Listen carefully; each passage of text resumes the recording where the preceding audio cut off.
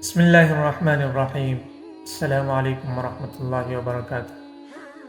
اس میں کوئی اختلاف نہیں ہے کہ جناب محمد رسول اللہ صلی اللہ علیہ وسلم کا یوم ولادت دوشنبے کا دن تھا۔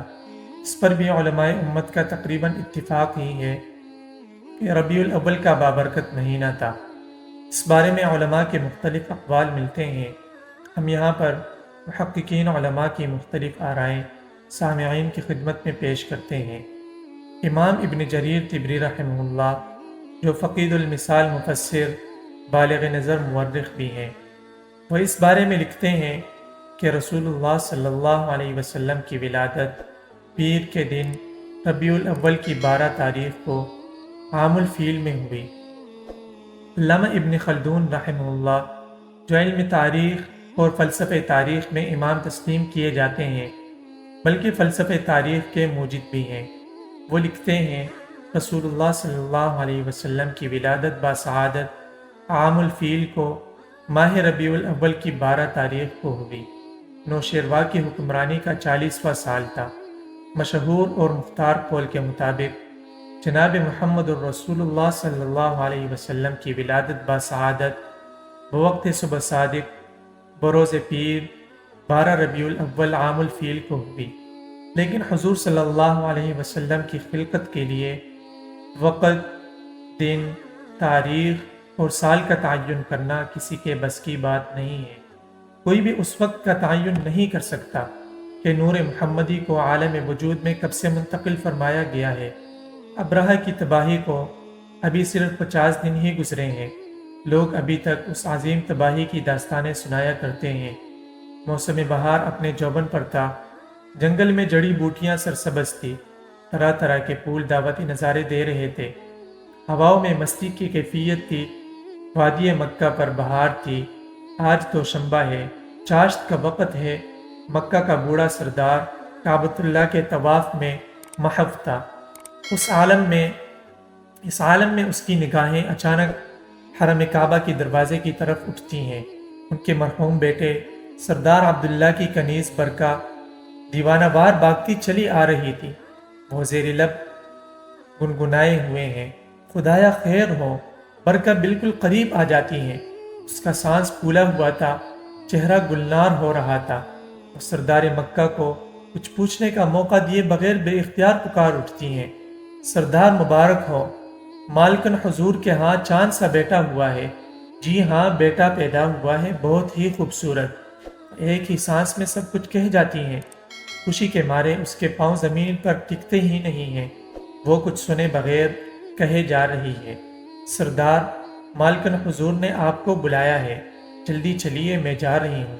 آہا، بچہ کتنا پیارا ہے، چاند سا چہرہ، سرمگی آنکھیں، نہایت صاف ستھرا بدن۔ سردار اس سے بینی بینی خوشبو کی لپیٹیں آ رہی ہیں۔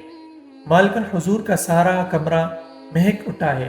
اتنا کہہ کر وہ بھاگتی ہوئی واپس چلی جاتی ہیں۔ معلوم ہوتا ہے اس میں بجلیاں سی گوند رہی ہیں۔ بوڑھے سردار کے لیے وفور مسرت سے سانس لینا دو بر ہو گیا ہے۔ آنکھوں میں خوشی کے آنسو تیرنے لگے ہیں۔ وہ بے اختیار آگے بڑھ کر کعبہ کا غلاف تھام لیتے ہیں اور بلند آواز سے کہتے ہیں، یا اللہ، تیرا شکر کس زبان سے ادا کروں؟ تو نے مرحوم عبداللہ کے گھر میں چراغ روشن کر دیا ہے، آمنہ کو بیٹے سے نوازا ہے، مجھے بڑھاپے کا سہارا دیا ہے۔ یا اللہ، تو اس کی حفاظت فرما دے۔ وہ تھوڑی دیر تک زیر لب دعا کرتے رہتے ہیں، پھر تیز تیز قدم اٹھاتے ہوئے سیدہ آمنہ کے گھر کی طرف چل دیتے ہیں۔ آج معمول سے زیادہ حسین اور بیت اللہ بے حد پرجلال دکھائی دیتا ہے۔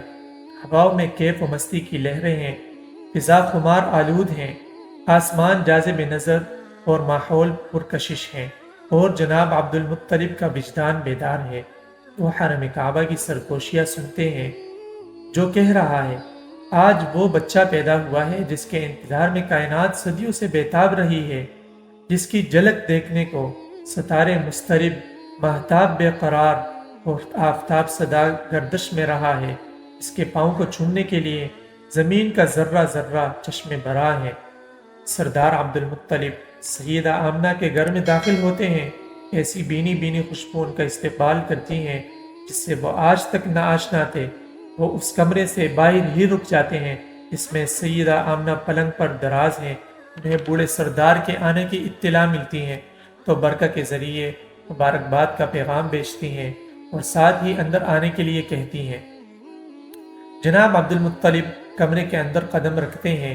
ان کی بہو ایسے موقع پر بھی صحت مند نظر آتی ہیں۔ وہ آگے بڑھ کر بچے کو گود میں اٹھا لیتے ہیں۔ نہایت خوبصورت چہرہ، سرمگی آنکھیں، چمکتی ہوئی پیشانی اور معطر بدن دیکھ کر خوشی سے جھوم اٹھتے ہیں۔ فرط محبت سے بچے کی پیشانی پر بوسہ دیتے ہیں، پھر سینے سے لگائے ہوئے بیت اللہ میں آ جاتے ہیں۔ وہاں تھوڑی دیر تک دعا مانگنے کے بعد واپس چلے جاتے ہیں۔ ہاشم کے گھرانے میں عبداللہ کے یتیم بیٹے کی ولادت پر خوشی کی لہر دوڑ جاتی ہے۔ ابو لہب کی لونڈی صوبیہ یہ خبر سنتے ہی اپنے آقا کے پاس بھاگتی ہوئی جاتی ہیں اور اسے بتیجے کی خوشخبری دیتی ہیں۔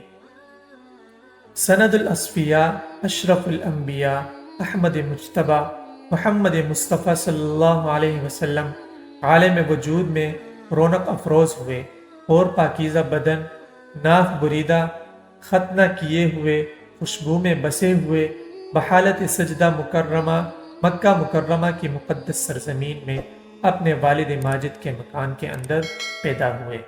سیدہ آمنہ 3 روز تک اپنے لال کو دودھ پلانے کے لیے اسے صوبیہ کے سپرد کر دیتی ہیں۔ سردار عبد المطلب کو ہر طرف سے مبارکباد کے بے شمار پیغامات ملتے ہیں۔ 7 دن کے بعد قربانی کرتے ہیں اور قریش کو دعوت دیتے ہیں۔ مہمانوں کی خاطر تواضع اور تکلف کانوں سے کی جاتی ہیں۔ خوشی کی مروجہ رسوم کے ساتھ جشن ولادت نہایت دھوم دھام سے منایا جاتا ہے۔ جب لوگ دعوت سے فارغ ہوتے ہیں تو ایک آدمی پوچھنے لگتا ہے، سردار آپ نے اپنے پوتے کا نام کیا رکھا ہے؟ عبد المطلب جواب دیتے ہیں، محمد صلی اللہ علیہ وسلم، یعنی جس کی تعریف کی جائے۔ لوگ یہ نام سن کر متعجب ہوتے ہیں، بہت عجیب و غریب نام ہے۔ ایک آدمی کہتا ہے، ہاں بہت ہی عجیب و غریب۔ اتنے میں کوئی پوچھتا ہے، سردار آپ نے مروجہ خاندانی ناموں کو چھوڑ کر یہ نام کیوں پسند کیا ہے؟